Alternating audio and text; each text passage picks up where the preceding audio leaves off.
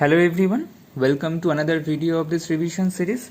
In this video, we'll talk about pulmonary function test or lung function test.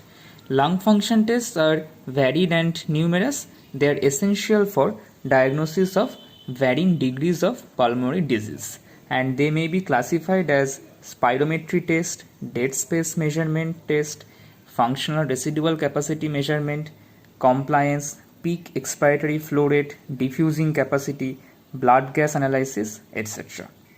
We will discuss this one by one. First, the spirometry test.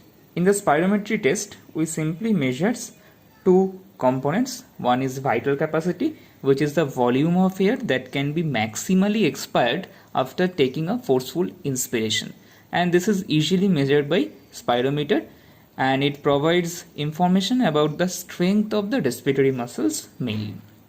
Although it has not much diagnostic value, but serial measurement of vital capacity after a certain intervention can give us some important prognostic value. So prognostically it is important. Next, the time vital capacity and forced vital capacity.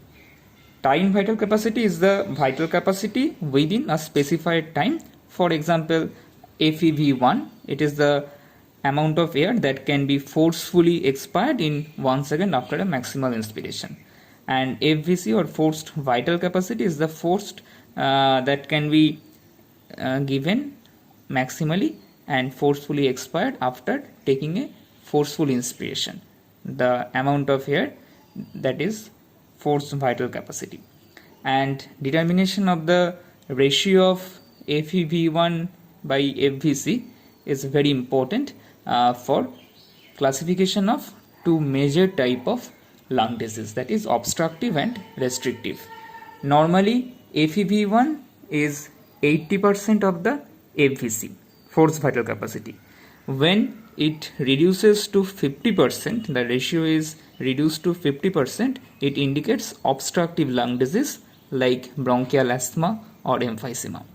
And when the ratio is almost constant, either it is normal condition or it may be some restrictive lung disease like fibrosis, where both the FEV1 and FVC components are reduced, hence the ratio is unchanged.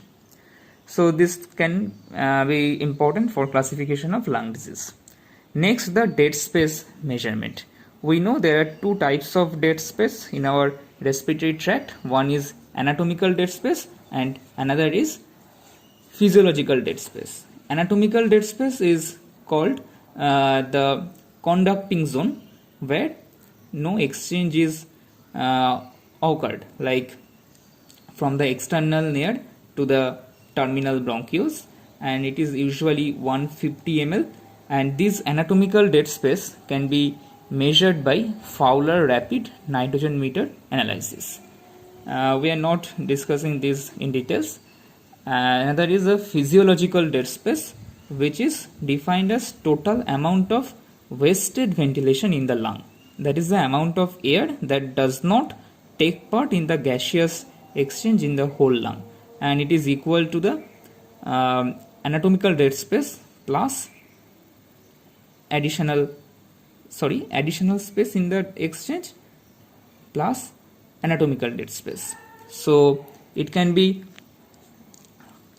measured by Bohr's equation, and the equation is like this: Vd is the physiological dead space, Vt is the tidal volume, PaCO2 is the arterial partial pressure of carbon dioxide, PeCO2 is the partial carbon dioxide pressure in the expired air, and another PaCO2. So from this equation, apart from Vd, all other components can be measured separately, and from this we can easily figure out the physiological dead space and its amount. Next is the functional residual capacity. We know that from spirometry we cannot measure any residual capacity. So functional residual capacity is the volume of air that remains in the lung at the end of a normal expiration, and this is usually increased in emphysema. and it can be measured by helium dilution technique or nitrogen washout technique. And helium dilution technique is nothing but taking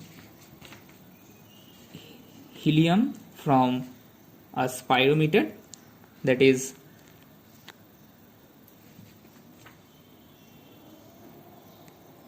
the subject at functional residual capacity breathes from a spirometer containing helium having a concentration like C1 and the volume is V1, so the amount of helium is V1C1, and after a few minutes to allow helium to equilibrate fully with the subject's lung air, the helium concentration is measured again at end expiration and the concentration is like C2, and from this we can actually calculate after a certain calculation FRC equal to V1C1 by C2 minus V1. From this we can easily calculate the functional residual capacity. So I am not going to the details of this FRC. Next, the compliance, and compliance is also called as stretchability of the lung or chest wall, and it can be measured by pressure volume curve, and we know in some condition this compliance is compromised, like in emphysema or fibrosis. In emphysema it is found that static compliance is usually increased and in fibrosis it is decreased. Static compliance can be measured easily from the pressure volume curve. Next is the peak expiratory flow rate or PEFR. This is an important diagnostic test for obstructive lung disease like asthma, and the instrument used is Wright's peak flow meter or electronic spirometer. This is now is done in any tertiary care center, and the average value is 600 ml per minute, and it can be lowered as 300 ml to 150 ml also. Next is the diffusing capacity.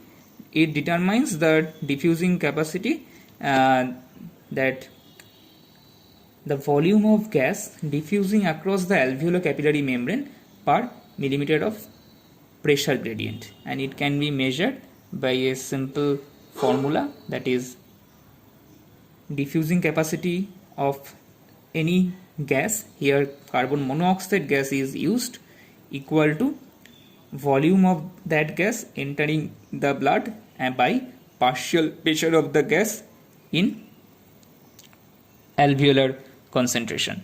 So from this we can actually measure this gas, and diffusing capacity is actually increased during exercise, and it can be reduced in smokers, heavy smokers. Next, the blood gas analysis. Blood gas analysis helps in the measurement of blood flow, cardiac output or acid-base imbalance. Blood gas may be analyzed in Vance-like apparatus, Astrap type of apparatus, etc., and it can be analyzed for oxygen and carbon dioxide in Halden or Scolander apparatus. So this is a very specific type of analysis done in many cases. So this is all about the various types of pulmonary function test. Thank you guys for watching.